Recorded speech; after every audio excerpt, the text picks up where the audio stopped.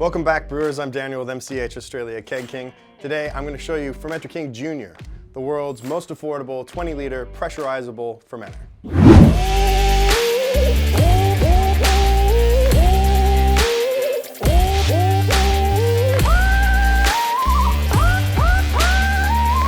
When you order Fermenter King Junior, it's going to come in this box. So we'll open up the box and have a look at what comes inside. You'll find the lid and the posts and the dip tube and the floating stainless steel float.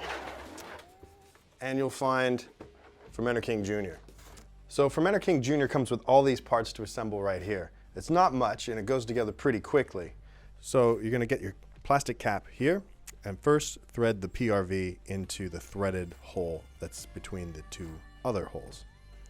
The next thing you're going to do is find the liquid post, remove the nut, and with the black O-ring on the post, thread the black O-ring to the outside and screw the nut into place on the underside of the lid. And get it as tight as you can, finger tight.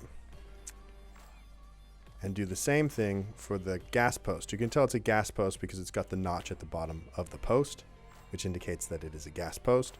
Again, with the O-ring to the outside, fix the nut to the underside of the lid and get it as tight as you can, finger tight. So thread the ring so that the flat side will be facing the tank. Then using a little bit of spray sanitizer or even just a bit of undiluted sanitizer to create a bit of lubrication, go ahead and on the liquid side, the liquid post on the dip tube, affix the silicone tube. Now it's a little tricky at first, but eventually you'll see it will just spread out and fold over the dip tube itself. Just wiggle it back and forth a little bit to be able to get it to spread over the dip tube, and do the same thing for the float ball on the end of it. And there you have it. That's the entire cap setup with the floating dip tube. The pressure relief valve is going to lift at 2.4 bar, which is the safe working pressure for these fermenters.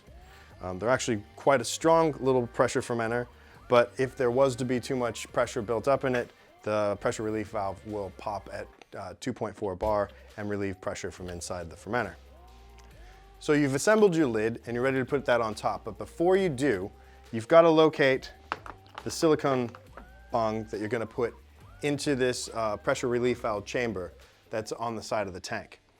So the first thing you're going to do, locate the bung, give it a bit of a spray with sanitizer, and then go ahead and put that into place just inside that chamber. That fits nice and snug. And then you can spray down your cap with a bit of sanitizer on the ring,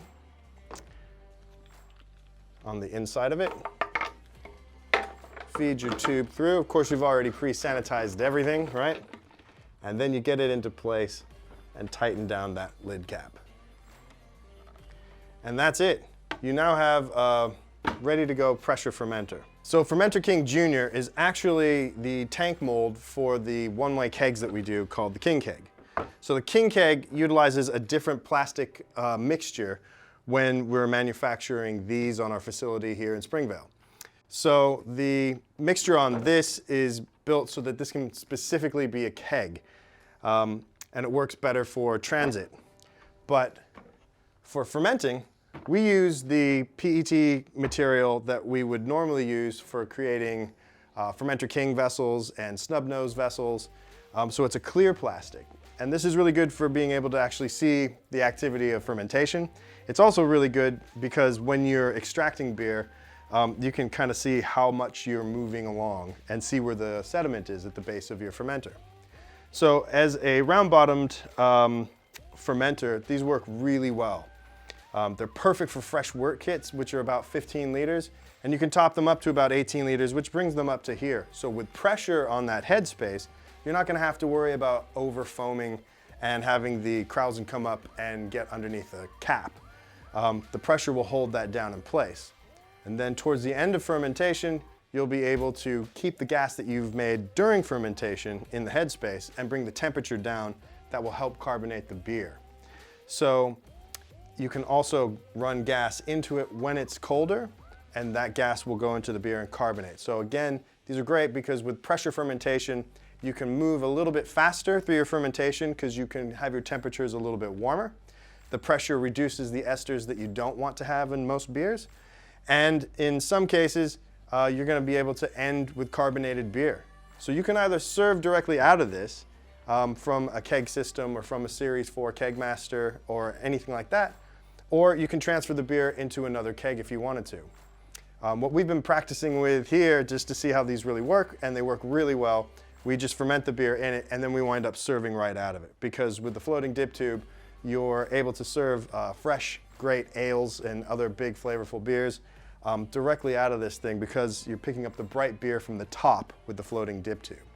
So for brewers that don't actually brew and they don't start from grain, they can grab Fresh Wort Kits, and these are perfect because 2 of them actually fit inside the Series 4 fridge, which makes it really easy to have a variety of beer on tap in a dual tap kegerator, or even a 3-tap kegerator where you could have another small keg in there as well.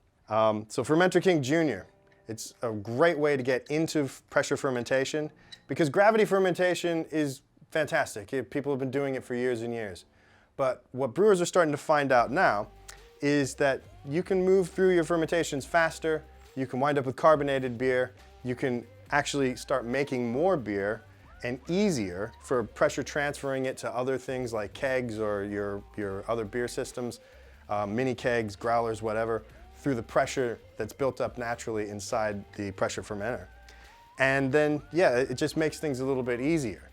So rather than have to set up racking systems to bring beer up off over yeast beds, rather than have to deal with tubing through a tap at the bottom of an old gravity fermenter that's pulling in a lot of sediment as well as the beer that you're trying to transfer to bottles or a bottling bucket or other kegs and things like that. You get the benefit of a floating dip tube with this, and the pressure transfer is going to make the beer that you're drinking much neater, much brighter and clearer and fresher because there's no oxygen contact when you're transferring those things along. So pick up the Fermenter King Junior and get into pressure fermentation. The prices right now are making it so that people can actually start enjoying pressure fermentation if you haven't before. You will need a spunding valve and the stainless steel or the premium plastic MFL disconnects to attach to your fermenter to be able to control the pressure inside of it. But once you have those things, you'll be able to keep using them and you'll be able to ferment a lot more beer and finish with a really great product every time. So that's pretty much what Fermenter King Junior can do for you. You can fit 2 of them in a Series 4 fridge. They're space conscious. The price is right. Check it out. I think you're going to like it, brewers. I know we do. Thanks, and we'll see you next time.